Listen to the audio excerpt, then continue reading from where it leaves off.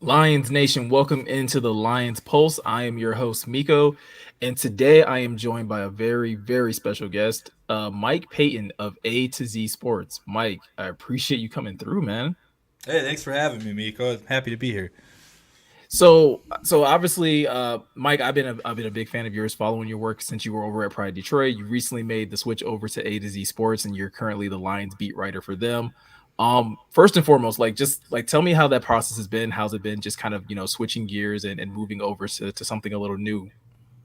Well, it's been different for sure. I've had opportunities to do other things, and I've had other offers before, but nothing has ever made me want to leave Pride of Detroit. These guys came to me and they offered me the chance to be a full time writer for the first time in my 10-year career. I had to jump on it. I mean, it's a dream job to cover the Lions for a career. It's everything that I've been working for. It's everything that I've wanted. So, it has been a lot of fun. It's been 2 weeks so far, and I'm just having a blast doing this. This is great.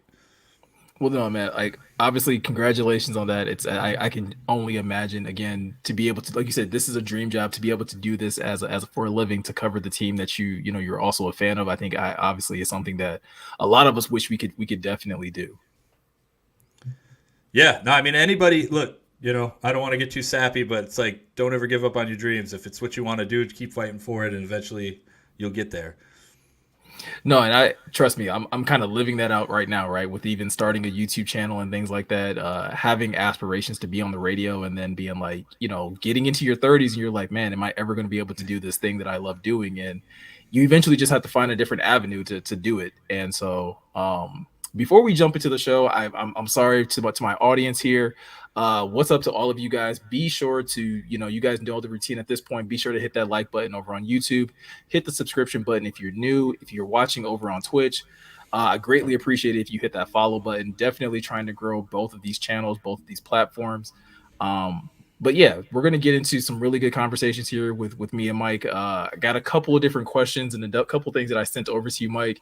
Um, Not even gonna lie to you, I was like rushing to get in the house because I actually had to like run a couple errands. So let me pull those up really quick, and then we will kind of jump into the middle of it. One of the first things I know I did want to talk to you about, and maybe you can kind of like help pull me out of the fire on this one a little bit, because I seem to have got myself into some trouble yesterday when talking about the quarterback of the Detroit Lions, Jared Goff. Yeah. Um, Golf is going into not necessarily a contract year, but we know like pretty much like after this year, he doesn't have any more guaranteed money on the books. When you look at Jared Goff and you look at the type of quarterback that he's been for the Lions over the last couple of years, if he's looking to secure a long-term extension, what in your mind is the biggest thing that he kind of has to accomplish? Is it necessarily like winning the division, or is it more so continuing that level of play of no turnovers, smart football, and just kind of playing at a high level in that regard? Well, it's going to be all about play because one player can't win the division by himself. And I wish that was the case because Hmm. I mean it'd be great if you could just have one good player and that would be great. But no, I think the thing he needs to do is he needs to keep doing what he's been doing, and what he's been doing so far has been playing the best football of his career. I know it's hard for people to believe that, and they have this idea that Goff's topped out in 2018 and he's been in a regression ever since, and that he's going to regress again. But since he's come to Detroit, he's been phenomenal. He's brought back the deep ball. He's been proficient at that. He's not the best in the league or anything. I think the deep ball project had him ranked at like 17, which that's midway through Hmm. the. That's not horrible. It's halfway. Yeah, middle of the pack for sure. Middle of the pack. He was the top 5 or 6 in all the major categories that you want your quarterback to be in: passing yards, receiving or not receiving, passing touchdowns. He was low on the list in interceptions. He didn't turn the ball over for the last 9 games of the season. And the crazy thing about that is, we all remember Goff's first 8 games when he was just this turnover prone machine. Well, he's nobody has turned the ball over less than Jared Goff since that game, since week 8 of 2021. or 2022. Sorry, no, I'm sorry, No, 2021. 2021. Yeah, yeah. 2020, I had that right. No one has turned the ball over less than him. Not Patrick Mahomes, not Joe Burrow, not Josh Allen. Nobody has turned the ball over as few times as Jared Goff has in the last 23 games of his career. So I mean, I don't know what more you need to see. The guy, the guy is a legitimate quarterback, and the Lions are just lucky that they were able to find a guy who was supposed to be their bridge guy and turned out to be their guy. So I think that he's definitely going to get that extension. Whether it happens before the season or after the season, that's a whole nother question.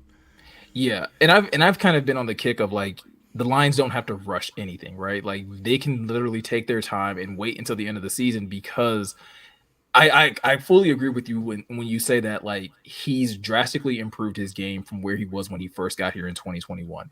Those first 8 games were brutal for me. And as someone who wasn't extremely happy about the Matthew Stafford trade to begin with, like those first 8 weeks were hell for me. And now to get to a point where, coming off of 2022, and he played much better, took care of the football, um, was kind of just efficient in a lot of those different ways, and definitely, like you said, brought back the deep ball on a number of different occasions. But at the same time, I'm also sitting back being like, as the Lions, like, no, don't feel the need to kind of like rush this process of extending him just simply because I still see some of the same tendencies that also could like easily rear their ugly head again as far as him not necessarily handling pressure well or him not always navigating the pocket well. When you look at him, are there still concerns that you have that like maybe he's not quite the guy, or is it just full tilt? Like, you know what, 2022 was everything I needed to see to be able to be confident to extend him long term. I think the best way to answer this is look, is there better quarterbacks out there? Definitely, for sure. I mean, I would Hmm. love if the Lions had Patrick Mahomes or something like that, Joe Burrow or Josh Allen, or any one of those guys would be awesome. Uh, with that said, did Jared Goff do everything that I need to see a quarterback do in the last year and a half? Yeah, I mean, I can't think of I really I can't think of anything that is bad about Goff other than the narratives that we put on the kid when he got here. I mean, we expected him to be Hmm. bad because LA had given up on him, and we expected that that regression to continue, and then and everybody got locked in their head that all right, he's a bridge guy. We're going to get a number one draft pick, soon. We're going to have a quarterback who's going to come in and fill in for Matthew Stafford's absence, and we'll all forget that Jared Goff even existed in Detroit. But like that just hasn't happened. The guy has stepped up in every way. I just don't see a world where he's not their quarterback in 4 or 5 years from now. I mean, I know everybody loves Hendon Hooker. I get it, but Hendon Hooker might just be nothing more than. Not saying that he can't be a good quarterback because he can, Sure. but right now, Hendon Hooker is a luxury. He's a really good backup quarterback, which that's awesome. But I just don't see him out playing Jared Goff anytime soon. And I think that's fair, right? I think that's one of the things where I've kind of said, even on this show, that like, listen, if Jared Goff continues to play this well, if he goes into the season and he puts up very similar performance that he did last year, and let's say this upcoming year, instead of them being one game out of the playoff spot, they actually get into the playoffs, they actually win the division. Well, yeah, it makes it much easier for me to even co-sign as someone who wasn't happy about the trade initially to be like, sure, lock him up long term because I don't know, like you said, I don't know if you're necessarily going to find anything better on the open market. And even if Hendon Hooker develops, like we don't know what that process is going to be. We don't know how quickly that's going to actually happen for him. So you have a guy that's proven if he's doing everything you're asking him to do, then maybe like again, even me sometimes as a cynic at times, like you know what, chill out a little bit and just be happy that you have a quarterback that can win you games. It may not be, I would say for myself, it's not always the way I want it to be. Right. I think I have like a very high bar for quarterbacks when you consider the fact that they're paid the most money, they get a lot of the credit when things go right, they sometimes don't get enough blame when things go wrong. And so for me as a fan, I'm like, yo, like I have a very high bar, and I know for 2021 Jared Goff, it was like I wanted to see him, even though I knew this team was in a rebuild. I wanted to see him uplift the guys around him, like at least show me that you can elevate talent around you. And that's where I think personally he failed me, where it was like I just didn't see it enough. Like we said, those first 8 weeks were so rough, where it was like this can't be life. This can't be life post Matthew Stafford. I mean, I can sort of see that, but at the same time, it's like, did you know who Khalif Raymond was until he started hooking up with Jared Goff? Did you know who Brock Wright was until he started throwing passes to him? Sure. I think that, look, he's not an elite top tier level quarterback. He's just not. We know that. Hmm. But we have seen him countless times have to go out there without DJ Chark. Amon-Ra St. Brown was injured a few times. DeAndre Swift was, often injured. We've Sure. seen it. We've seen him have to go out there with guys like Khalif Raymond and Josh Reynolds and Brock Wright, and he's gotten it done. He's gone out there, and the Lions really haven't missed much of a beat. They traded away arguably his favorite target from 2021. They traded him away, right in the beginning of 2022 in TJ Hawkinson, and you would have thought that maybe that would stifle him a little bit, but it didn't. He's continued to play as good no matter who was on the field with him. So I think that that's what you can only ask for your quarterback to do, that, to just not completely stumble when his best weapons aren't there. And Goff has not stumbled.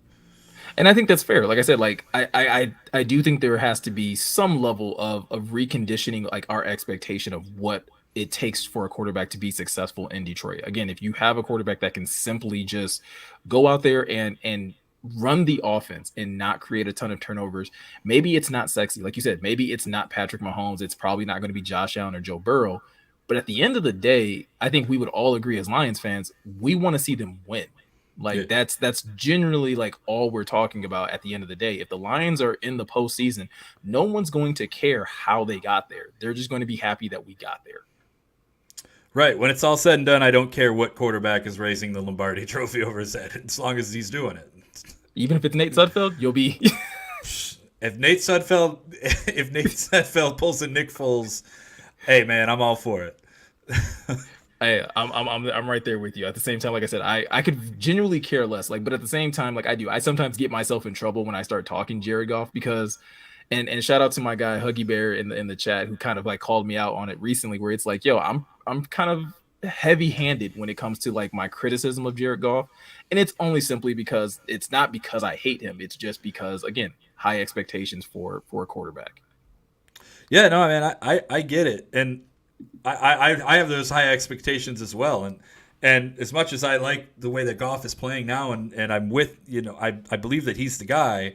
If he starts to not be the guy, then I'm all for the Lions just moving on, and they have the ability to do that after this season.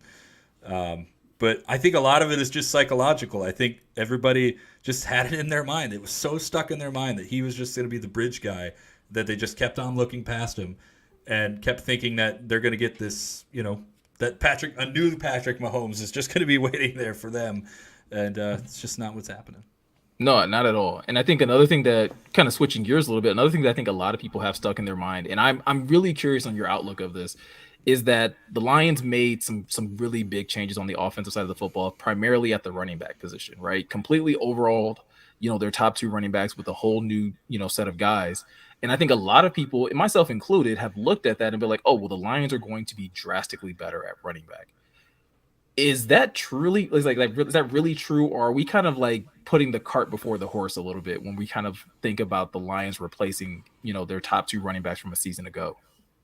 I think it's a little bit of both. I think that, on one side, yeah, you're right. This is a whole new room now, and there's going to be some chemistry things to work on. There's going to be some bumps in the road. I mean, Jahmyr Gibbs is a rookie. He's going to have some bumps in the road. Even if he has a really great rookie season, there's going to be some issues. And David Montgomery's running behind a brand new offensive line, guys that he doesn't know. He's never run with these guys before. He's been in Chicago his entire career. Mm-hmm. So, and then you've got guys like Muhammad Ibrahim, who could come in and take Craig Reynolds' spot. So there's a lot of things. But the thing I do like is that it lays out a lot better than last year's running back core does, because with David Montgomery, you've got a 3-down back. You've got a guy who's going to be your bell cow. He's going to handle most of the carries. And then you've got Jahmyr Gibbs, who can work out in space. He can also be a big part of your pass game. And then you've got Ibrahim, who I really believe is a guy that is going to be able to make this 53-man roster, and unfortunately, I think that's going to push Craig Reynolds out, especially since Jamar Jefferson's been having a pretty good summer. I know it's just OTAs and mini Sure. camp, and that doesn't mean a whole lot because there's no pads on and they're not really going live. But Jamar has looked good. But I think Ibrahim is a perfect short yardage goal line type of guy that can come in and hammer it down. I mean, this is going to be a great running back by committee type situation. And once it starts working, I have no doubt that it'll keep working. I just think there's going to be some bumps in the road in the beginning, and it'll show. Absolutely. I've like I said, I've been on the mindset that this group will be better. I do believe that, David Montgomery, like you're saying, like having a back that is a true 3-down back, like as great as Jamal was at what he did, he was a liability on 3rd down, and he wasn't as consistent as I think a lot of us thought he would be in the passing game, even when he was involved in that aspect of it. David Montgomery, I think, immediately like upgrades that. Now, is it going to be 17, 18 touchdowns? I don't necessarily believe it'll be that, because I think the Lions will find more creative ways of getting into the end zone outside of like rushing it from 2 to 3 yards out every time they get in the red zone.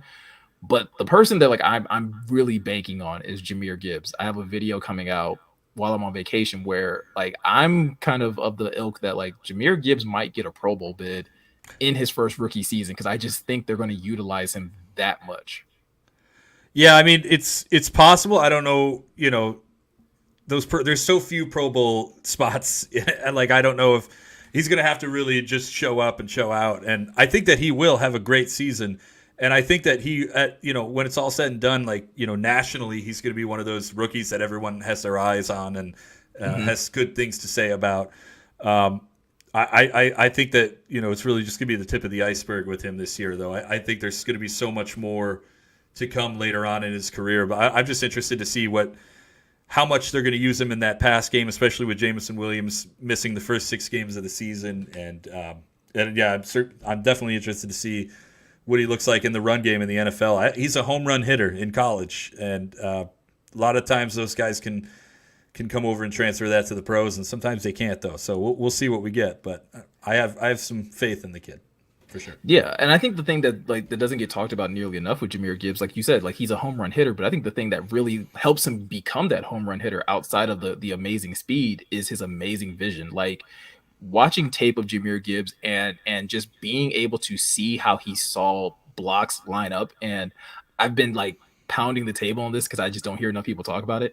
Alabama's line sucked so badly last year, and for him to still be able to produce the way he did, again, I think his vision is simply a drastic upgrade over what DeAndre Swift was, providing us. Even though I loved, Swift's skill set, he didn't always have the vision that I think we were looking for him to have at that running back position. No, I mean that's everything. You got to be able to see the block. You got to be able to hit the right hole. You got to be able to just to be looking 5-10 yards downfield and see what's happening down there and how can I get around it. I think Swift had some of that, but what Gibbs brings to the table that's better than Swift is that he's got the footwork and he's got the means to juke around guys and make just that twitch. That twitch is unbelievable with that kid, and I think he's going to be a real star. Now, one thing that you and I are going to have to are going to disagree on a little bit is, so you believe that Mo Ibrahim will have a much better chance of making that RB3 spot than Craig Reynolds? I do, absolutely. Yeah, I think Muhammad Ibrahim will make that 3rd spot. Yeah. See, I'm of the belief that once the pads come back on, Craig Reynolds is going to kind of like remind a lot of people of like why he's been RB3 at least the last 2 years, like why it's been hard for them to kind of cut him. Because I think in this system, he is like their ideal type of back. Like he's not necessarily great at anything, but he's not terrible at anything either. Like he's just perfectly like serviceable if they need to, like, again, give somebody a blow and have Craig go in there for a couple plays. They know that he's not just going to like run into the back of his lineman and not get yardage. No, I mean I get that. I understand, but Craig Reynolds hasn't really shown it to me. Not since his first year in Detroit. Last year he was expected to have a bigger role and look better, and he wound up getting like 125 yards on the entire season, and he missed a bunch of games. And I love Craig. It's a really great story. But at the end of the day, Ibrahim is somebody that you could do stuff with, that that I mean, he could serve a role on the team as opposed to just a guy who can come in when somebody needs to take a rest. And I mean, just watching the way that Ibrahim runs the ball and the way that he's able to run guys down that are in front of him, I mean, Hmm. it's extremely impressive to watch him do that. And that's why I think short yardage goal line. That's the kind of you want to send that bowling ball out there to knock down the pins. And I really think that Reynolds, while I like him, I just don't think that he can do that same type of thing. And I'm not saying that he can't. Like they're probably going to carry four running backs. Sure. So I think there's a world where both Ibrahim and Reynolds make the team, and that's probably the most likely world if Jamar Jefferson doesn't totally show up like he's been showing up. But we'll see. We'll see. The other thing is, and I'm sorry not to get No, go too ahead. prolonged on this. The other thing is, like, at the end of the day, you have some value in Craig Reynolds that maybe you can get a trade out of for like a Okay. super low, like a seventh round pick. But that's a Sure. seventh round. That's a pick. That's value. That's you were going to get nothing out of him if you cut him. If you can maybe trade him, I think that you have better luck doing that than a lot of other guys. That's a really good point. Like I said, I've been kind of high on Craig, and like to your point, last year was not as impressive. I know he obviously struggled and battled with injuries, but even when he was healthy, they were not quick to give him snaps back. They were perfectly fine, rolling Justin Jackson out there and rolling with that three-headed monster of Jackson, Jamal, and Swift at times. So I guess it's not beyond the realm of possibility that Craig Reynolds is really going to have to fight for that RB3 spot, simply because, again, he didn't have as many opportunities or didn't show up nearly as well as he did in 2021. That's actually, you bring up a good point about Justin Jackson, and as we stand here today, Justin Jackson he's not on a team. Yeah. The Lions could easily bring him back. He was one of the best kick returners in the league last year. So, I mean, it's certainly a possibility that they bring him back. I don't know if they will or not. I have no information on that or anything like that. But if they do, that's certainly going to make things a lot more interesting. I mean, we'll see. And I think that's for me where things get, I mean, again, not to necessarily go too far in this direction, but when I looking at 53-man roster projections, like I get really like confused or I get like nervous when I get around the point of like, all right, who's going to do kickoff return, right? Because Yeah. we know Khalif's going to handle punt, and like that's perfectly fine. I'm sure he could handle kick, but they've just never used him in that role. So I always find that somewhat interesting that he's perfectly fine to do punt returns, but he's never back there to do kick returns. And so then I started looking at, the running back and wide receiver spots. Well, we know how they kind of yo-yoed, Maurice Alexander last year, where, kind of just using him for that role and kept sending him up and down between the practice squad. I wonder if in this upcoming season, if they're going to probably have to make more of a decision at that wide receiver spot of like, hey, one of you guys is not going to make the roster. And it's simply because we need Maurice Alexander to do kick returns. Yeah, it could be. I really don't know. I really don't know which way they're going to go with this position. Like, I'm eager to get into camp and figure out Yeah, what they're going to do. That's actually one of the big things I'm looking forward to when it comes to getting to training camp is just figure who's going to return kicks. I need to find out. absolutely. Um, Another thing that I wanted to talk about. So one of the most talked about names coming out of OTAs and minicamp has been Sam Laporta.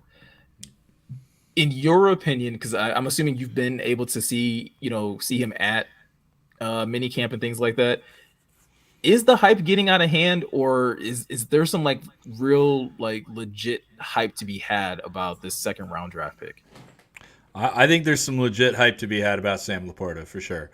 Uh, it's not often you see tight ends that can do yards after the catch. Like it's Yeah. just it's just not something you see. I'm not saying that Sam Laporta is going to come out and like be George Kittle and Travis Kelce all of a sudden, but like I think that there's a very good chance that Sam Laporta is going to feature in this offense in 2023, and he's going to be a big part of it. Like I see a world where the guy racks up like 600, 700 yards. I really, especially in that first 6 games of the season without Jameson Williams, where Jared Goff is going to be looking for people to catch passes. I think that's going to be Sam Laporta all day. I mean, he's sure-handed, can do things after the catch.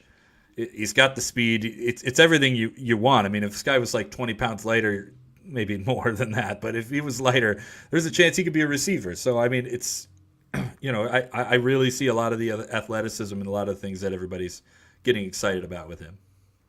And that's again, obviously, I haven't got to make it out to any of these things, but again, seeing the highlights, seeing what and reading about what he's doing, I think it really does put in perspective again of what the Lions would like to do with their tight ends, right? I think a lot of us ran with this idea that like, oh, they don't need another tight end because they traded TJ Hawkinson away. So if they traded away a Pro Bowl tight end, there's no way that they're looking to find like another high volume one. But I've always been of the mindset that like they traded away TJ for money reasons. Like it had nothing to do with his necessarily like what he did on the football field. They just knew that like they were not in a position at that time to pay 17, 18 million dollars to their tight end. Yeah. And I think Sam, from everything at least it sounds like Sam will be able to fit into that same type of usage role that they kind of had for TJ, just I guess just again at a cheaper cost. Yeah, no, I think that yes, they didn't want to pay T.J. Hawkinson, but also like I don't think T.J. in terms of play style really fit into what I think Dan Campbell wants to get out of his tight ends. And you could see like as in the beginning of the season, other than that Seattle game where he went off, Yeah. like he was basically excommunicado out there. They barely threw the ball his way, and he just really didn't have much of a part on the Lions offense. Like it was clear they were looking for somebody that was more apt at blocking, as well as somebody who can do things like with the ball after he catches it. Whereas TJ, I love TJ, but he's more of a catch the ball and fall down type of guy, which is fine. For sure. Absolutely. It's fine as long as you're caught the picking up ball. yardage. Yeah, as long as you're Right. picking up first downs and yardage, like it's fine in some situations. Yeah, you didn't often see Hawkinson making a breakdown field with the ball. Like it just was not. It was just not something you would see from him. Yeah. No, absolutely. And I like I said, like looking at this tight end group, and I specifically more so for me, I'm constantly focused on Sam Laporta and James Mitchell because I think those two guys specifically bring a certain level of athleticism to that position that the Lions just haven't always had in multiple tight ends. Like they sometimes have had like one tight end that could do that, but when you have two guys where again, Sam Laporta, from everything that I've seen and read, can line up literally in line, out wide, in the slot, and then you have someone like James Mitchell who can, from what I've even heard, can even line up in the backfield in certain situations. Like, Yeah. tell me what you think the Lions may have, or what you kind of how you kind of see the Lions utilizing these tight ends a little differently this upcoming season. I think it's all about versatility, and that's what you get in Sam Laporta, and that's what you get in James Mitchell. That's one of my favorite traits in a draft prospect. How many things can you do with him? And at Virginia Tech, James Mitchell was a tight end. He played receiver. He did kick returns as a tight end.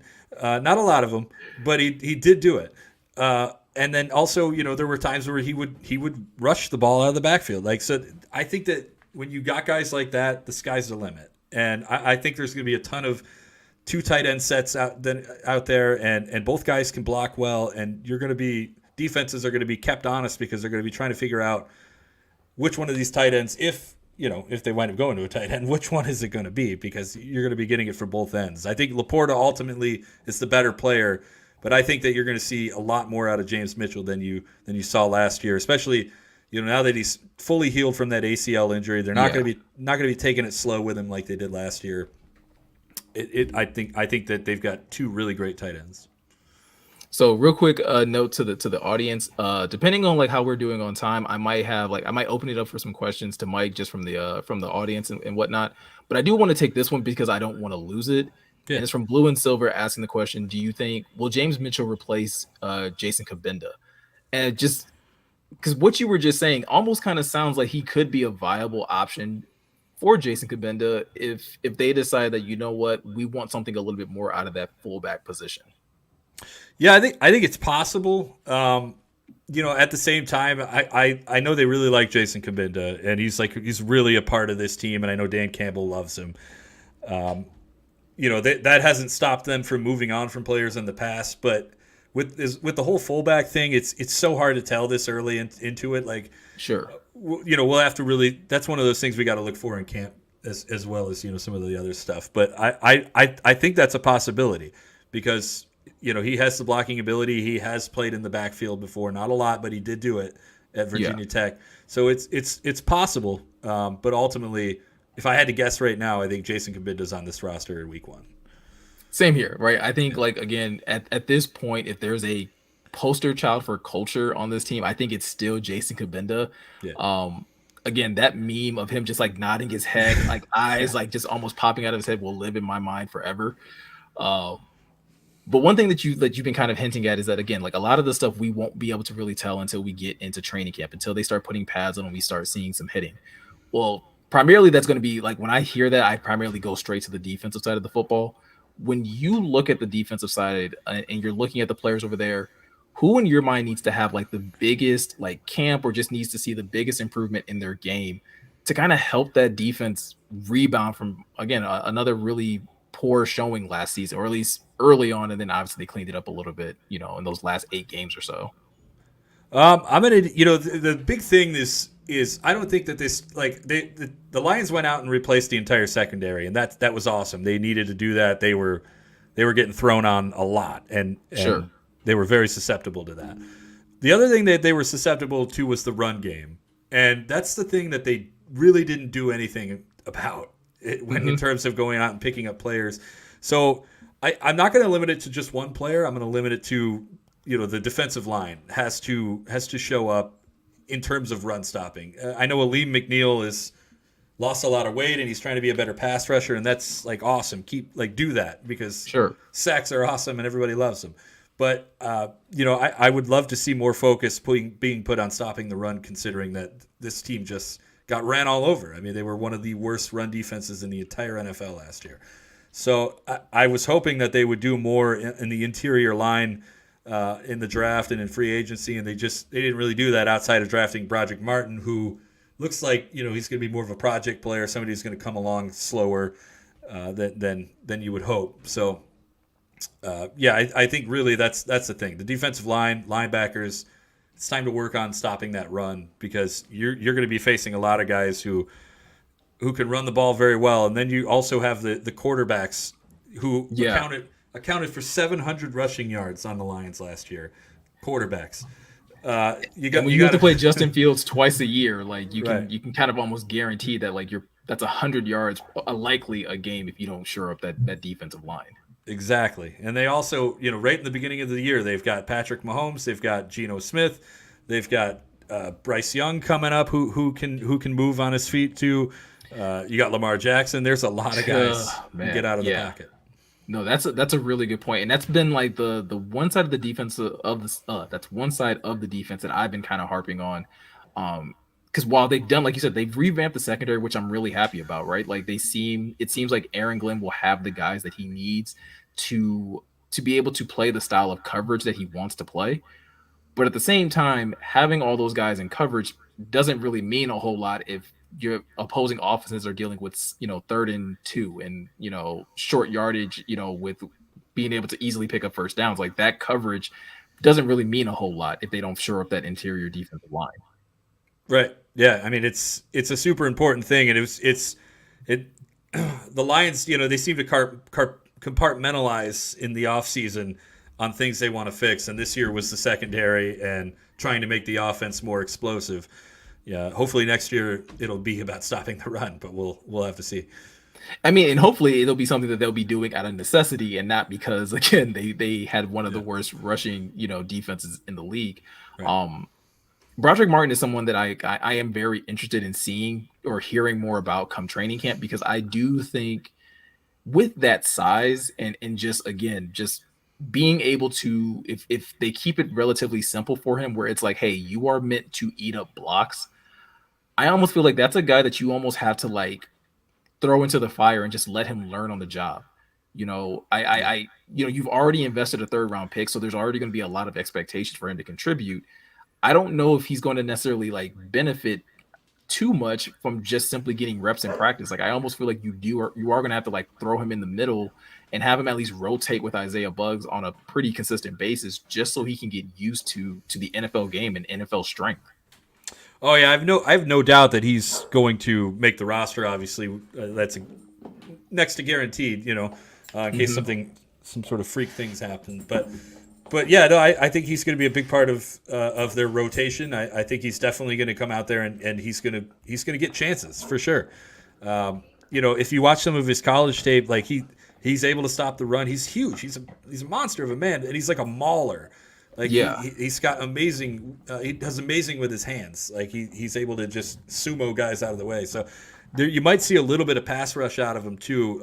I mean, I'm not saying that he's going to get a bunch of sacks or anything like that. So don't get excited, everybody. But like anything can help. But I think that yeah, he's going to definitely be a trial by fire guy for sure. Just throw him out there and see if it works.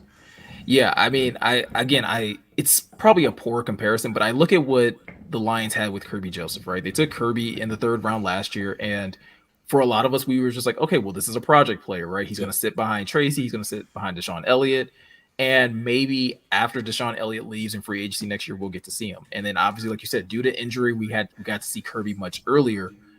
I almost feel, and I think Kirby benefited greatly from that. Obviously, he took his lumps early in the first couple of games, but that confidence slowly built as he was able to, generate turnovers, make plays on the ball.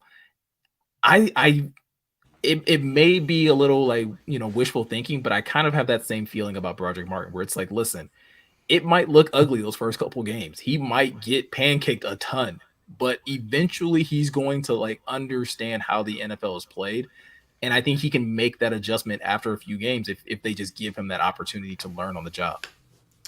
Yeah, I mean it's possible. I think that he's got a little bit longer way than to go than a lot of the other guys being like from Western Kentucky. Not that Sure. no disrespect to Western Kentucky and the Hilltoppers, if any of you guys are listening, but like it's a smaller school. He's not really used to competing with some of the guys who are also going to be in the NFL. So I think it's going to be coming along a little slower than it was for like Kirby Joseph or Malcolm Rodriguez or some of those guys who kind of showed, or James Houston. So, well, I mean, I don't know. James Houston was Jackson State. I was gonna say Jackson small. Houston was yeah. I mean, obviously, even James Houston had to spend time on the practice squad, but like Yeah.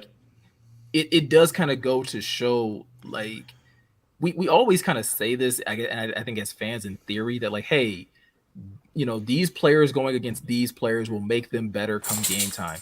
And at least James Houston at least seems to be very good proof of that, of like, hey, going against Taylor Decker and Penei Sewell in practice definitely, escalated his or accelerated his development, so that when he was finally able to play in that Buffalo game, it really looked confusing to a lot of us. Like, why was this guy on the practice squad? Like, he's doing this way too easy. He's getting after Josh Allen like he's a veteran at this point. No, I mean, that was a big surprise. That was even more surprising than Kirby Joseph because the expectation, for James Houston at camp was low. He was definitely going to be the project player, and early on it was like, okay, he just does not get it at linebacker. It's just like it's not going to work out for him there. Put him on the practice squad because there's obviously talent there. And once they really saw that he could just be a dynamic pass rusher, especially with the bend that he has to get around guys, like it was perfect for the moment, Yeah. And we'll see if he can evolve his game to be able to do a little bit more. But like you got to love when you can find diamonds in the rough like that. And maybe Broderick Martin can be one of those guys. There's clearly something that the Lions see in him that other teams didn't, because he was originally mocked to go 7th round, at best. So Yeah. it's going to be very interesting to see what he can do once he gets on the field. Speaking of that pass rusher, or speaking of James Houston and just again the D line as a whole, obviously we know like Aiden's got one of those starting edge rushing jobs on lock. I've been of the mindset that like literally it's a round robin. Like you could probably pick a name out of a hat at this point on who starts opposite of him. In your opinion, do you have like a perfect fit? Like, hey, this player would be best to start opposite of Hutch, or do you think it's going to be again like, hey, whoever just wins it in camp is who wins it in camp? Is it a player that's on the team or a player that they make a move for? You tell me, like, because I've also had listen. I've made the argument that if there's not a guy on the team, right? If all of these guys are just better, like situational pass rushers, I'm a I'm in full like favor of the Lions going out and getting a guy like Yannick Ngakoue, or I mean, it's more of a pipe dream, but if they wanted to trade for Chase Young, I'd be all for it because I just think that like outside of like I'm very high on Josh Pascal, Yeah. but like after that, everyone else seems like situational pass rusher to me, and it feels like they're all kind of cut from that same cloth. Well, in terms of going out to get somebody, I mean, it's Chase Young, obviously. Like, he would Mhm. just be such a great fit across from Hutchinson because Chase isn't going to have to be the number one guy here. You know, that Hutch has got that locked down. He's not going to have to worry about all the things he had to worry about with the Commanders. And, you know, it's going to take a lot of the stress off him. And I think that'll help open him up to be a better player. And it'll maybe even help him stay healthy, too. So, Sure. whether or not that trade's going to happen, I don't know. I think the Lions should certainly take a look at it, considering that they could get him for a lot cheaper than maybe you think they could. I think he's a third or fourth round draft pick, and Washington would part ways with him, especially since they don't want to have to pay him. Sure. But in terms of on the team, you're absolutely right. It's all going to be camp. It's going to be a camp battle to see who's going to take that second spot. Is it going to be Josh Pascal, who showed a lot of good stuff last year and showed that he can be a pass rusher on that edge? Is it going to be Julian Acquara? Is it going to be Romeo Acquara? Both the Acquara guys have some pass rushing ability. I'm still waiting to see something from Julian that I just haven't seen it yet. And I really thought that he was a steal when they were able to get him in the 2020 draft, especially since he was the guy that was mocked to be in the first round before his injury. So that was a huge steal. But he just has not shown it. And then there's Charles Harris. Is Charles Harris going to is he going to be the guy that we thought he was going to be? Or I mean, it's so many questions. I at this point, I'm really interested to see. I think this is the top camp battle to pay attention to, other than the fun kicker camp battle. Oh yeah, no, obviously like kicker battle takes top priority on everybody's list. Especially when you have one kicker that teases you with a 60-yarder. Well, like now you have everybody's attention. Right. But I have the same mindset. Like that pass rushing group, like I said, I'm very high on Josh Pascal because I think we forget he was a second round draft pick. And coming out of Kentucky, there were a lot of things that I liked about Pascal, and especially I loved the idea of pairing him up with Hutch, and the amount of versatility. I know he's not. I am blanking on the Michigan pass rusher that was opposite Hutch. That went to the ball. Ojabo, right? I know he's not necessarily of the same ilk as far as like athleticism as Ojabo was probably at Michigan, but I just felt that like what Josh Pascal does as a pass rusher could very well like complement Hutch very well to just make his job easier. And I almost still would rather the Lions kind of go that way, like go with the youth movement, go with your younger pass rushers on these early down situations, and then work these veterans in, wherever they kind of, fit in. Yep. Yeah. I mean, it's going to be really interesting to see what happens there. I mean, the hope obviously is Pride of Detroit kicker talk.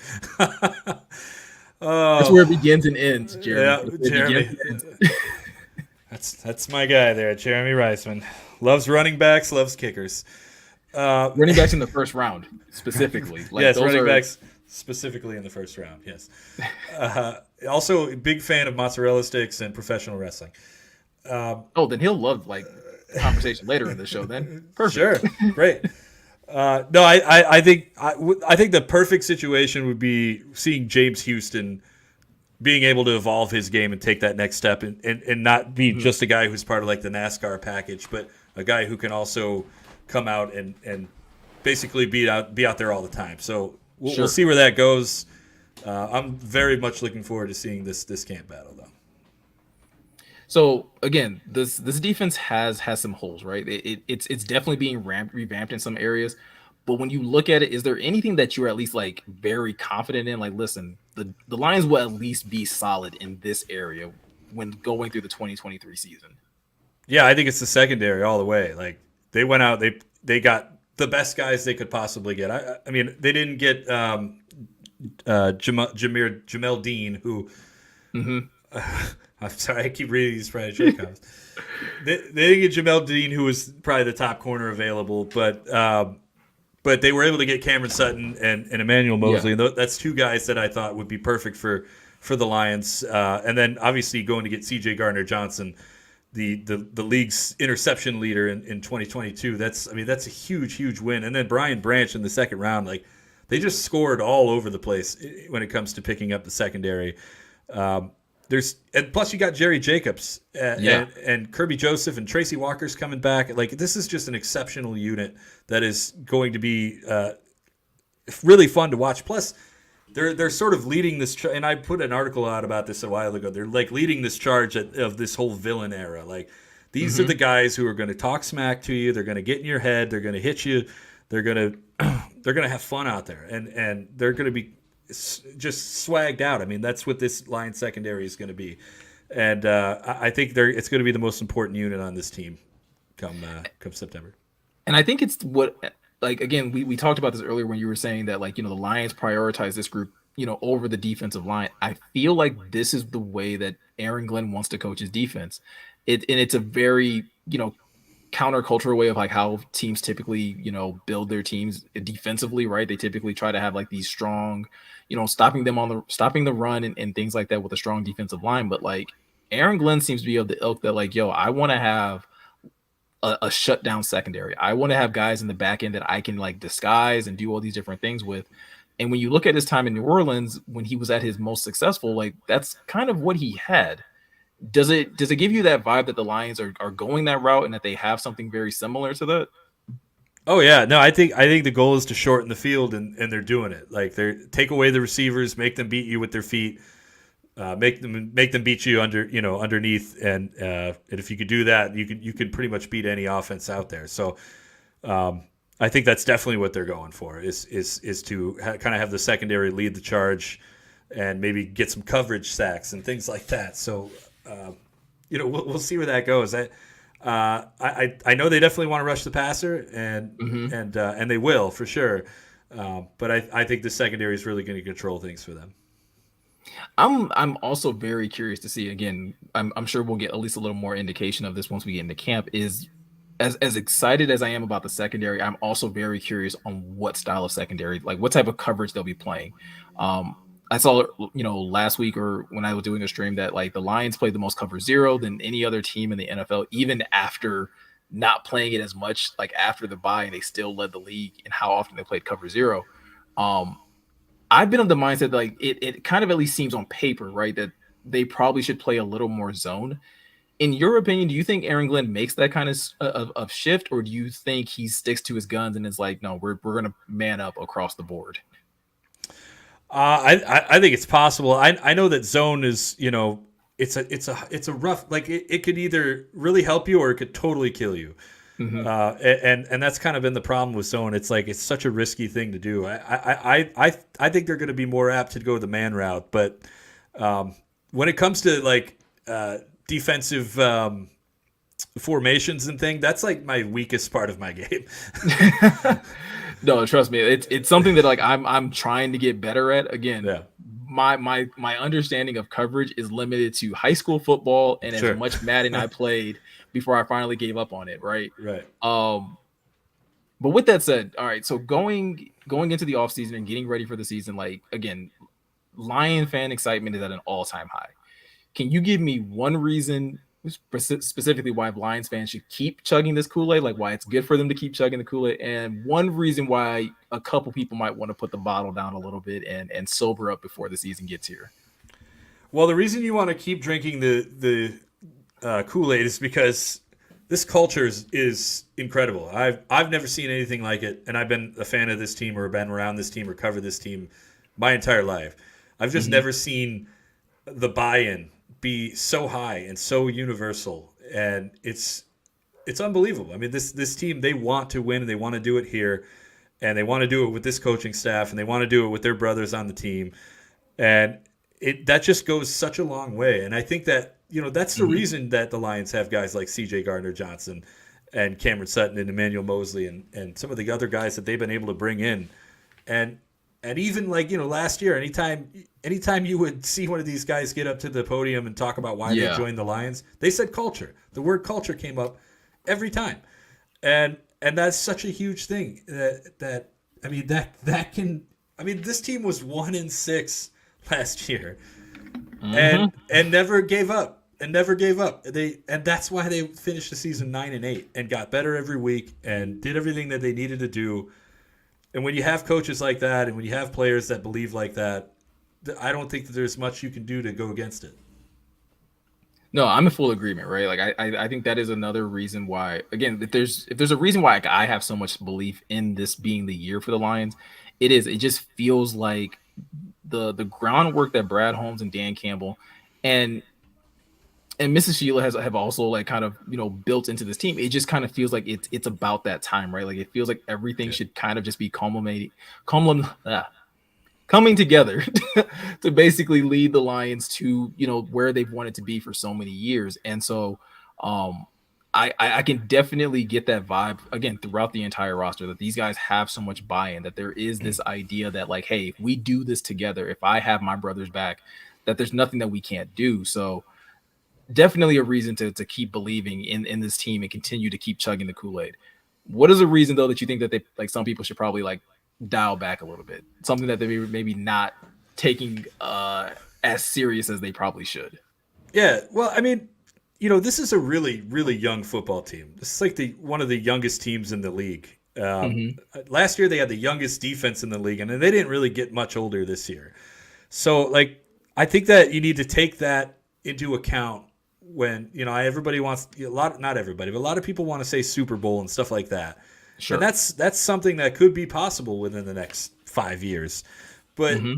right now, this team is just so young. And I think that goes a long way. And everybody's still learning how to play their position. Everybody's still learning how to play in the NFL. And I think that you're going to, that could occasionally put up situations where you're going to see mistakes that maybe lose a game. Um, and that's just something to keep in mind. And plus, there's like the run game thing.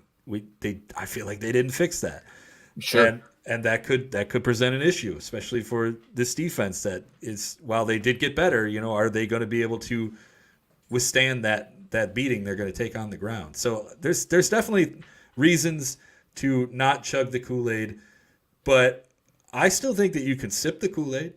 Oh yeah, no, drink You can have a little responsibly, of bit, course. drink Yeah, responsibly. Yeah, absolutely. yeah, No one's sitting here telling everybody to just, you know, go cold turkey on the Kool-Aid, but right. drink responsibly throughout the rest of the offseason for sure. The Lions are going to be a very good team in 2023. Like, I'm telling you, they're going to be a very good team. I picked them to be 12-5 and win the division. And I don't think that there's any lunacy to that pick at all. I really, No. really, truly believe that this team, and the way that their schedule is set up and the way Hmm. that they put this team together, they could absolutely make it to the playoffs and maybe even win a playoff game. But in terms of going to that ultimate role and the thing that everybody wants and needs, like, just be patient. It'll happen. They're on the right road for the first time ever. It's just enjoy the ride. Love it, man. All right, so let's get a couple questions in here from the chat, because I've seen a couple good ones kind of go by. The Yeah. first one that I saw that I really wanted to kind of get your thoughts on, uh, here from Lions 1960, is, what do you think will be our initial NASCAR package? Again, man, with the whole formation thing, I'm just not good at that. Like, it's the worst part of my game. Hmm. If you guys want to talk about other other things, I'm all about that. But no, I think that James Houston is in the immediate is probably going to be a big part of that NASCAR package. Like, that's where he succeeded the most last year, and I think that he'll definitely be a big part of that again this year. I wish that if you ask me this question in a year, I'm gonna hyper focus on all this stuff and learn it and be better at it next year. But right now, I gotta kind of defer to my boy Eric Schlitt over at Pride of Detroit. That guy's a whiz kid when it comes to this stuff. No, absolutely. Listen, Eric always teaches me something new every time I get a chance to talk with him. If I had to take a stab at it again, I'm assuming we're talking, what, four down linemen.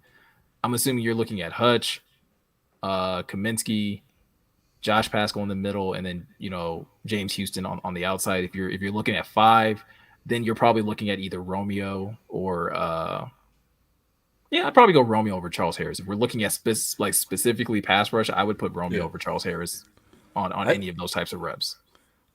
Yeah, no, that sounds about right. I would include Alex Anzalone in there as well because Mhm. there's been plenty of situations where he's been able to get back there. Like, I mean, he was a huge part of that Kirby Johnson or not Kirby Johnson, that Kirby Joseph interception in Week 18, Sure. the one that ended Aaron Rodgers' career in the NFC North. Uh, yeah, Absolutely. yeah, Happy day. yeah, good times. All right, let's see what else we got here. David asking, what is the key we are missing for stopping the run, in your opinion? A good run stopper. I mean, it's as simple as that. Like everybody on this line is generally a pass rushing player. They just don't really have that big lumbering run stopping Snacks Harrison type guy who's just sole purpose is to go out there and stop the run. Like Isaiah Buggs can bring some of that. And you saw Derek Barnes in the linebacker area. He made a lot of good plays around there last year too. They Yeah, need somebody who is going to really focus on stopping the run, and I just don't see who that player is at this point in time or who those players are because they really just largely didn't change much in terms of the defensive line and they didn't really change a whole lot in the linebacker area either, except with Jack Campbell. absolutely. Lion King asking the question, will we sign a free agent defensive tackle? Yeah, I mean, I think it's possible. There's not really a whole lot out there right now. There's a lot of guys in their 30s. Hmm. Puna Ford would have been like the last great option, but when it comes to camp, teams are always bringing in guys to give them a shot. So I wouldn't be surprised to see them sign somebody or sign a few guys, um, and see what they still have if they have anything left in the tank. But yeah, I think there's a player that the Steelers Oh, just let go. Chris Wormley. yes. Now he's coming off an ACL injury, and Mhm. that happened in the winter time last year. So whether or not he'll be ready to do anything for camp is probably out. But like if they're in the early goings of the season and he's cleared and he's ready to go, that's a Yeah. guy that I would definitely take a look at because he has a run stopping ability written all over him. Like that's his specialty, and yeah, the Lions should definitely take a look at that. He was a guy that I had on a list of mine, I think, about a month ago when I did a video about like just some possible other free agent that the Lions could look into. And I think he was on the list. There was also a defensive tackle, I believe, from Washington. That was also Matt Ioannidis, I believe. Yeah, yeah, Yeah, he kind of has some he's of that out there same too. versatility that the Lions seem to like on their defensive line. Can play inside, can play outside. Has put together some solid production. I don't know how much of that is because of the guys he was playing around. Obviously, having Jonathan Allen and Deron Payne there obviously takes some pressure off of you, but he was able to produce, and I believe he's still, as of right now, still a free agent. So that's someone else that I think I would probably kind of throw in the mix if the Lions are looking for a free agent defensive tackle. Yeah, yeah, those are two good options for sure. And then this will be the last one, and then we'll jump into some rapid fire questions for you. Yeah. David asking again, do you think, and I'm assuming he means Starling Thomas, do you think he makes the team? I think he has a really good chance because when you get past like Jerry Jacobs, it gets a little like there's a downward trend for sure. Like Sure. I think that he has as good a chance as anybody to make the 53 man. But I think that Brandon Joseph, the safety from out of Notre Dame, the other undrafted rookie in the secondary, I just think that he's probably has a more of an edge because you can he has a lot more ball hawking ability, but you can also get a lot of what C.J. Moore brought to the Okay. team before C.J. Moore, you know, bet on football and got suspended for the entire season. But I think Brandon Joseph probably has a better chance, but Starling Thomas certainly. I mean, it could happen. He's got a good as chance as anybody. Yeah, the things I've heard about him coming out of camp just reminds me of Jerry Jacobs, where I feel like again, if Cam Sutton or a CJ Gardner Johnson, like just kind of takes him under their wing, like he could kind of have that same type of trajectory, where if he gets on the roster or even just gets on the practice squad, but eventually can get up to the roster, just from his physicality and athleticism, could probably carve out a role for himself. Yeah, it should be interesting. I think he's definitely a practice squad guy that could be making the team for sure. I'm making that practice squad team. Absolutely. All right. So you ready for some rapid fire questions? Yeah. I've grilled you enough on a lot of Lions things, so this is something a little more lighthearted, a little more. Hopefully, I think some of the stuff will probably be in your wheelhouse and things that you'll be comfortable answering. Okay. Uh, all right, so I'll start with an easy one first off the bat. Favorite Lions player of all time? Oh man. It's Matthew Stafford. Like I know that everybody wants to go Barry Sanders or Sure. Herman Moore and all the greats, Calvin Johnson. Like I love those guys. Obviously, love them. But Matthew Hmm. Stafford to me, like that moment against Cleveland when he got back up with one arm just dangling and threw the game-winning touchdown to Brandon Pettigrew. Like I fell in love with the guy, and they say it right there on TV. It's like the type of thing. This is the type of thing that endures you to a city, and Yeah. Matthew Stafford endured himself to me in that day, and I became a huge fan. So it was a little sad when he got traded, but I was happy that he got to win the Super Bowl and all that, and but yeah, I'm Stafford's my not. guy. I'm glad that I'm not alone. All right, because I always feel like I have to like that's what I say on the inside when people ask me this question. Because like you said, people want you to say Barry or Calvin, Yeah. Herman Moore, but in this on the inside, I'm kind of like, it's kind of Matthew Stafford though. And it's like, and for a lot of the same reasons, right? Like a guy that just kind of endeared himself to the city and really just let it all hang out, on every game that he played. Yeah, definitely. I mean, the guy's a hero for me. So, So if I remember correctly, you're a big wrestling fan. oh yeah, I love wrestling. All right, so give me your wrestling Mount Rushmore. Oh man. Uh, this one's so hard because it changes all the time. I think Sure. everybody's does. Uh, I would have to say, Shawn Michaels obviously needs to be on there. The Rock, because I was the biggest Rock fan in the world growing up. Hmm. And then I would have to put I've put Ric Flair on there Okay. because it's the Nature Boy, man. Like he's 16-time champion, having great matches all the way up until his old age. Probably should have retired that first time and stayed retired, but Yeah. but yeah, had a really great career and just a legend. But the fourth one is where it always gets hard. A lot of times I say Chris Jericho because I can appreciate the longevity Sure. and the way that he has been able to reinvent himself so many times to stay Yes. fresh. I mean, it's really great to see. Yeah, I'm just going to go with Chris Jericho today because you just don't see a lot of guys do that. I mean, Goldberg is still Goldberg. Yeah. Undertaker was he may have become the American Badass sometimes, but for the most part, he was just Undertaker. Like to see a guy just be so many different things and succeed at all of them, it's great. No, I personally, I don't think I hear enough people give Chris Jericho credit for that, right? Like you said, like I remember where I was when Y2J was like a thing in Yeah. WWF, and it was just like again in today's current version of wrestling, there's such a long build up to certain wrestlers, especially when you're new, and it almost felt like Chris Jericho was like the it thing from the time he hit with Y2J, and it was just like he never disappointed. No, it was great all the way through. I loved it. All right, so I know you're also a big Fresh Prince of Bel Air fan. Yeah, oh, okay. Here we go. So Let's I'm do gonna put this. you. I mean, this is probably easy. I'm sure this isn't difficult for you, but I'm gonna ask it anyway. All right. I hope I don't mess up. I'll look so stupid right now. No. This isn't gonna be like a trivia Okay. question, but simply All right. preference: OG Fresh Prince or New Bel Air. I mean, it's OG Fresh Prince all the way. Like that's what I grew up with. Every Monday, I was Yeah. in front of the TV. It was appointment television for me. Like, I mean, look, my room's messy, but look, I've got his jersey on my wall.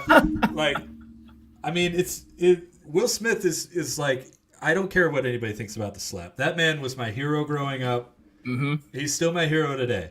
Like, he's the most important actor of my lifetime for me.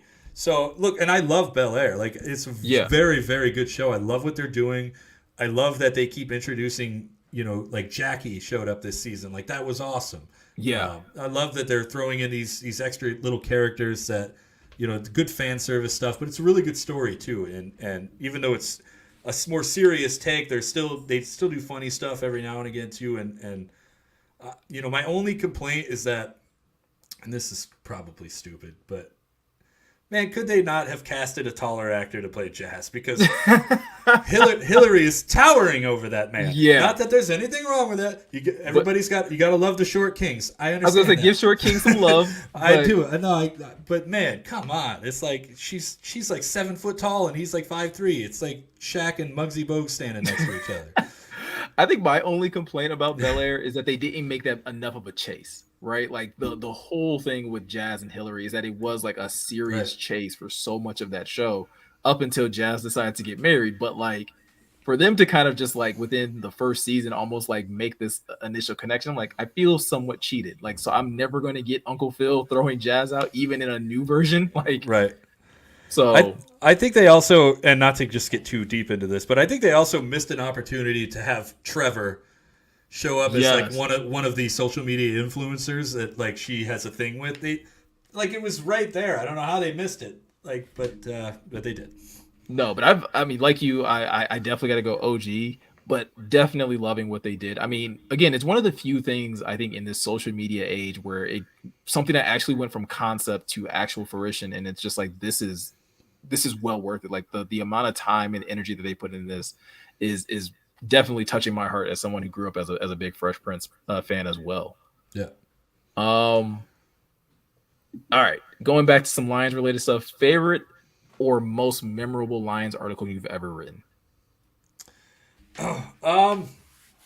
I always go back to like I did this mental health series at Pride of Detroit a Mm-hmm. few years ago where I talked to just a couple of different Lions and some of the past and present and I got them to open up about some of their mental health issues and I opened up about mine as well, and I just really I I felt like that's the most important thing I've ever wrote because I've had people come up to me or message me on Twitter or and say that thank you because that helped me see that I wasn't alone and that I had the same problems and um, or I don't want to say problems. I had the same disorders or I cope with the Yeah. same thing, and I think that is the most important thing I could have ever done. If I could help anybody, even if it's one person, feel better about their mental health, like Yeah. it's just so much more important than anything else that I've ever written.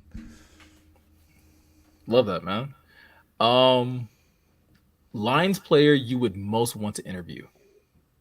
Oh man, current Lions player. Yeah, let's keep it current. Yeah, I am looking forward to it back on the mental health thing. Like David Montgomery has spoken out about mental health before, so Yeah. I'm very much looking forward to talking to him about that. I've already sort of pulled some strings to make that happen, but Okay. we'll see where that goes. The other person is I would love to sit and talk with C.J. Gardner Johnson because he seems like such a fun and high energy guy, and I'd love to Yeah. talk to him about his rap career. I listened to a little bit of his stuff. He's like really good. Like usually athletes are not good at this, but he's good. That's how I felt about Aleem. So I haven't Yeah, listened to Chauncey's yet, but I did listen to Aleem's and I was like, this is really good. yeah. Like, Aleem's good too. so yeah, I'll have to check out Chauncey Gardner Johnson's though. Um, all right, so I know you. So I think this is how I first got introduced to you on Twitter. And it was like you were the guy that was just constantly tweeting about the newest like Detroit themed hat, whatever it was, Pistons, Lions, whatever. Yeah. That like you would tweet about it and you would like give your feedback on like gonna get it or this is terrible or whatever. Favorite Detroit hat of all time? Oh man, I'm gonna have to refer to the shelf. Because again, I'm a hat guy. I don't have nearly as many Detroit hats. I'm kind of ashamed to say that, but I've had to dial back after getting married and things like that. My wife will literally gives me like a stink eye every time I come home Oh, with a new hat. you're not alone in that. I'm gonna run over there real quick. Just a sec. Okay, yeah, I'll give a couple shout outs to a couple people in the chat. I know a couple of you guys joined and I wasn't able to show the love back. Let me scroll back up and let me find some of those shout outs or a couple people that said what up. Big T, my guy, saying what up, though, Miko. Big T, always happy to see you here in the chat. Um, Blue and Silver, Grit, Brent, James Willis. Shout out to all you guys. Huggy Bear, my guy. One Funky Lions fan. Appreciate all of you guys kind of just jumping in here. Again, I'll try to get a couple more shout outs in before we wrap up the stream today. All right, so All right, you got it? here's a few that I picked out three. Okay. So first, there's this Tigers hat it's like pink and teal. Okay. Yeah. It's got a little pink underbill here. I mean, this thing is awesome. I like to wear pink. Okay. So that matches with everything. This was the draft hat from a few years ago. This one gets worn a lot. Yeah. Oh, I do remember this one. This one was a good one. Yes. Yeah, I love this hat. And then this is the go-to as well. It's kind of a throwback Okay. look. You know, it's got the green underbill. That's a real '90s look. Yeah, I mean those are the ones I love the most. Oh, plus I got.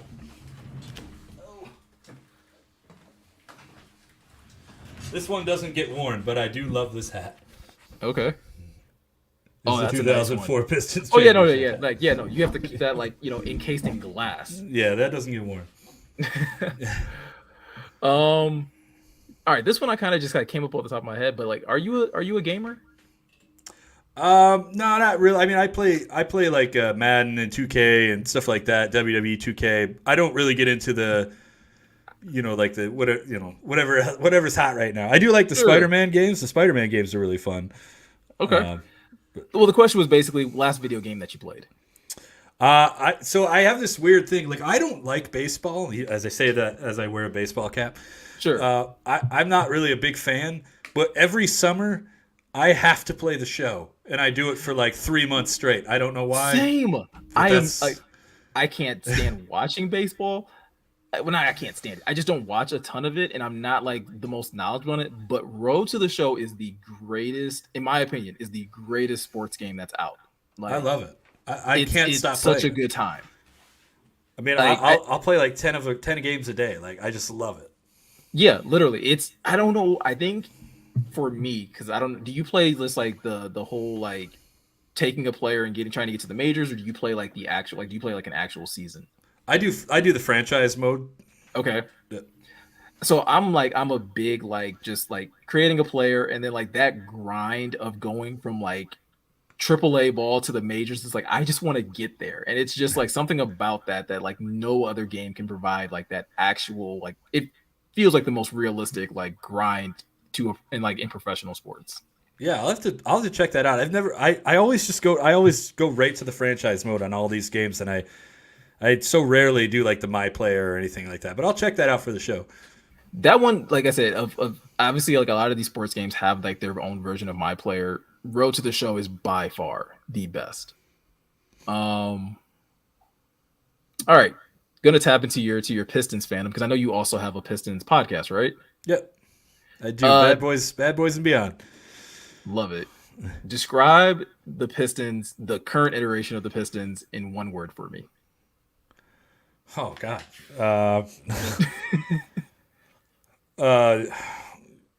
Frustrating. Okay, I was gonna because listen, I there's a reason I do a Lions themed podcast because I don't have enough like positive things to say about the Pistons these days. Yeah. I just can't find it. But I'm from here, and I like you have the hat. I remember when this team was great, and I remember when this team was going to championships. But like that is probably the ideal word that I would pick as well to describe the Detroit Pistons currently. It's frustrating. I don't know. I long for the day where the same way I feel about the Lions, I can feel about the Pistons again.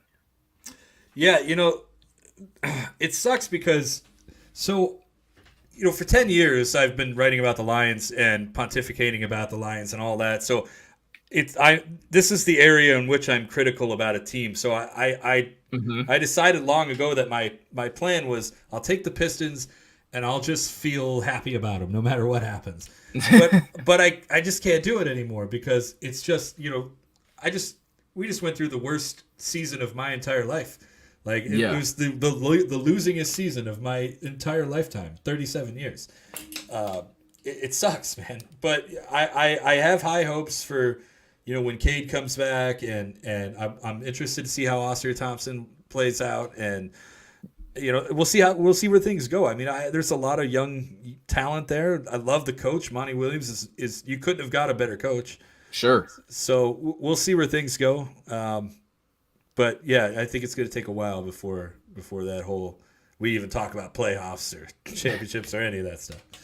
Listen, I tell people all the time when it comes down to like when people ask like why I'm not more positive about the Pistons, like the day they traded Chauncey, they crushed my soul. I was working at the Palace that day, and I remember like us just sitting around, and it was just like they just traded Chauncey, and I think they had just put up like that those giant murals around the palace where like they had like all like the shining moments like at the palace, and Chauncey like had a big one, and it was like, so what the hell do we do with that now? Because like you guys just put that up, so I've been in recovery ever since then. You're not alone, man. All right, last question, and I'll let you get out of here. All right. Pretty simple one. The 2023 Detroit Lions will. uh, how did Dan Campbell say it? They can and they will, or something Yeah. like that. I can't remember.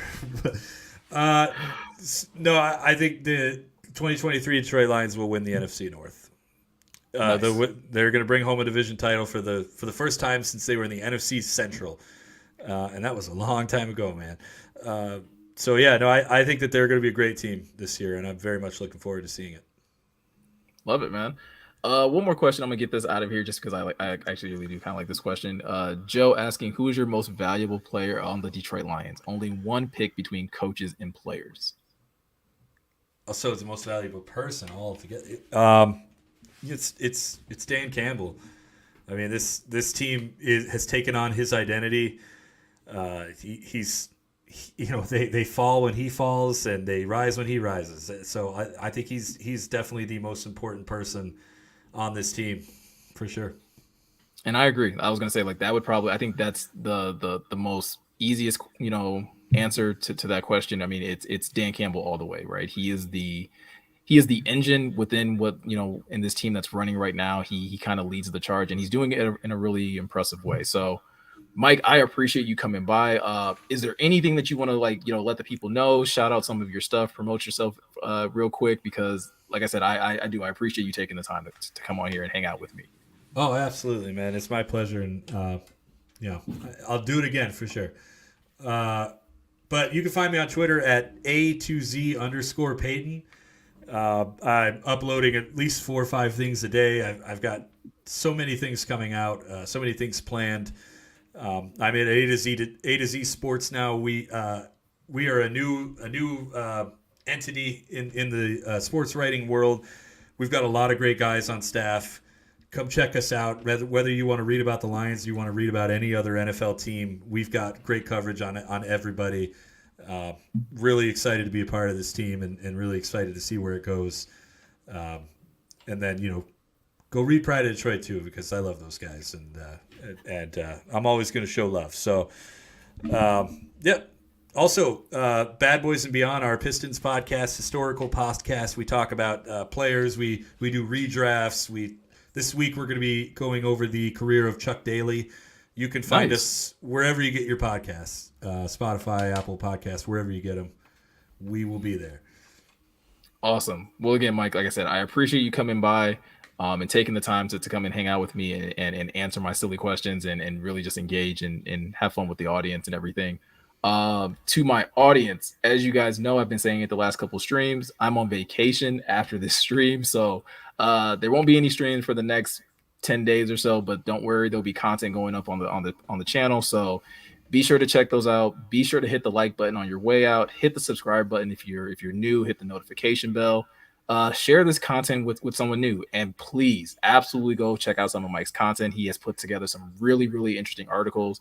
Like I said, his article on Jared Goff and just the improvement that he's had since being here is a really good one.